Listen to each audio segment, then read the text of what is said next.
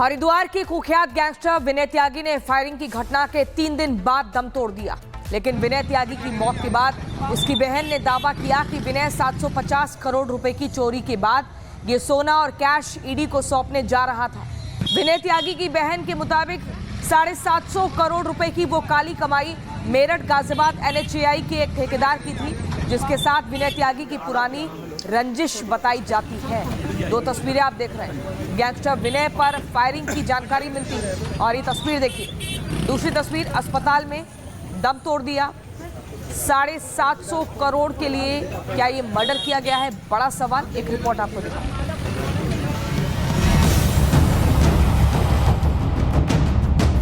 ये स्थिति जानबूझ के साजिश के तहत लाई गई है।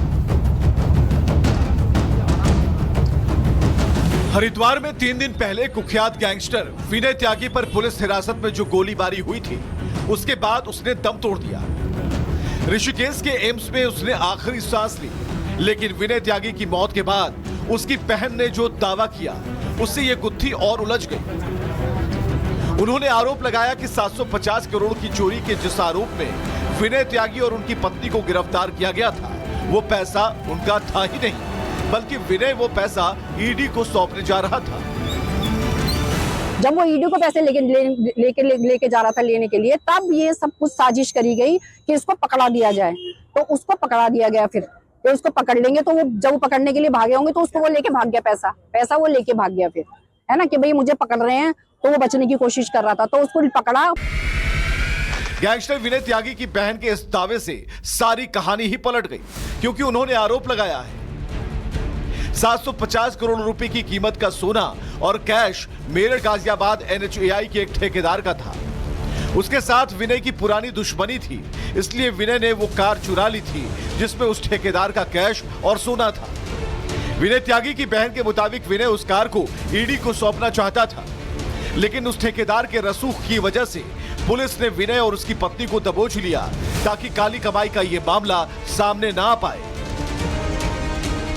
विनय त्यागी की बहन ने आरोप लगाया कि इस मामले में पुलिस की मिलीभगत है। उनका दावा है कि पुलिस की जानकारी में विनय को जान से मारने के इरादे से ही 3 दिन पहले उस पर फायरिंग कराई गई।